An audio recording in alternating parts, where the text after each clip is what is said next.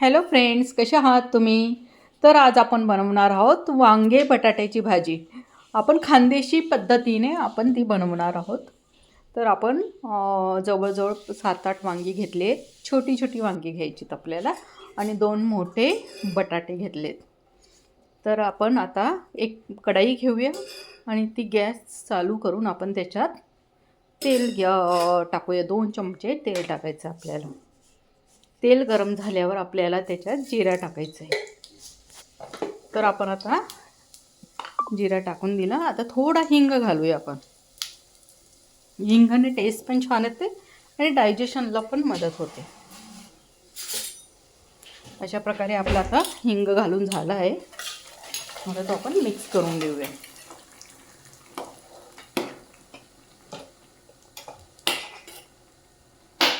त्याच्यात आपण मसाले घालणार आहोत. आता लाल मिरची पावडर घातली 1 चम्मच आणि थोडा गरम मसाला घातला आणि थोडं धनिया जिरा पावडर. ते आपण नीट मिक्स करून घेणार. एकदम सोपी भाजी आहे ती. म्हणजे तुम्ही म्हटलं ना तर हार्डली 15-20 मिनटात ही होते. 15 मिनटात ओनली बस. तुम्ही कोणी गेस्ट आलेत काय आलेत तेव्हा पण तुम्ही करू शकता. ही भाजी खूप झटपट होते आणि सिंपल आहे, खूपच सिंपल आहे. तर अशा प्रकारे आपण वांगे आणि बटाटे आपण मसाल्यामध्ये मिक्स करून घेऊया. आता छानपैकी मिक्स करायचे. सगळा मसाला वांगे बटाट्याला लागला पाहिजे.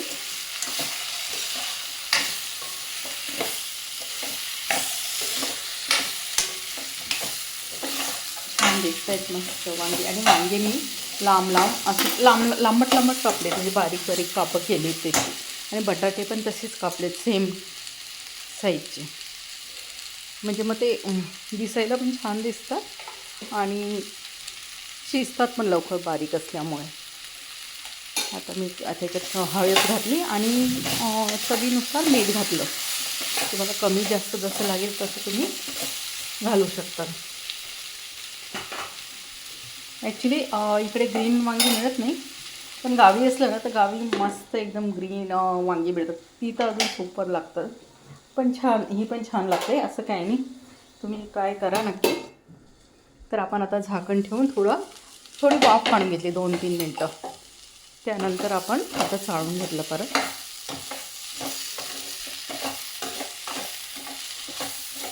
नीट चाळून घ्यायचं जरा.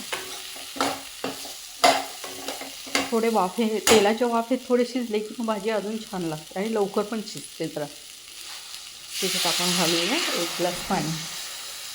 1 ग्लास, किंवा तुम्हाला जर पातळ वाटत असेल तर तुम्ही पातळ पण करू शकता तुम्ही.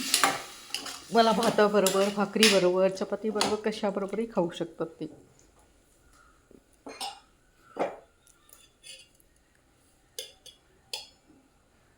त्याच्यात आपण घालतोय शेंगदाण्याचं कूट. म्हणजे शेंगदाणे भाजून त्याचे कूट बनवून ठेवलेले मी घातलं 1-1.5 चम्मच जवळजवळ. त्याच्याने घट्टपणा येतो भाजीला आणि टेस्टही छान लागते. प्रोटीनही मिळतं आपल्याला शेंगदाण्यातनं. बरेच काही फायदे होतात आपल्याला शेंगदाणे आपण वापरल्यामुळे. आता सगळं मिक्स करून घेतलं मी आणि परत आता झाकण ठेवून शिजवून घेऊया आपण. अशा प्रकारे आपली मस्त भाजी दिसते. छानपैकी झाकण ठेवून आपण तिला शिजवून घेतलेले. आता छान झाली इथे मस्त. तर आता आपण त्याच्यात कोथिंबीर कापून ती घालू शकतो. आता कोथिंबीर आपण भाजीत मिक्स करून घेऊया. अशा प्रकारे म्हणजे खानदेशी स्टाईलची भाजी आहे. खानदेशमध्ये जास्त काय शेंगदाणे कूट वापरलं जातं. तिकडे खोबरं कमी वापरलं जातं. म्हणजे खोबरं फक्त म्हणजे असं नॉनव्हेज या मसाल्याची भाजी बनवली तर मेन ग्रीन भाज्यांना तिकडे शेंगदाण्याचं कूटच वापरलं जातं.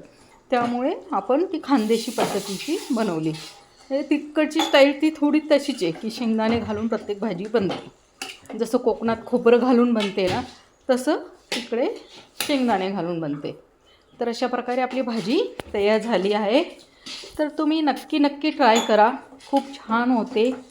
खूप आवडेल तुम्हाला या पद्धतीने बनवल्यावर आणि खूप झटपट पण होते.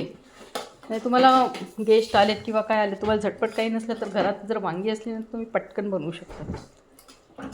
आणि टेस्टला तर मग काही सांगायचीच गरज आहे, खूप छान लागते ती भाजी. अशा प्रकारे तयार झाली आहे आपली भाजी, ती आपण सर्व केलेली आहे. अँड प्लीज माझ्या चॅनलला सबस्क्राईब अँड लाईक करा. And thank you so much. तुमचं एवढं प्रेम मिळालं मला, खरंच छान. Thank you and enjoy your day.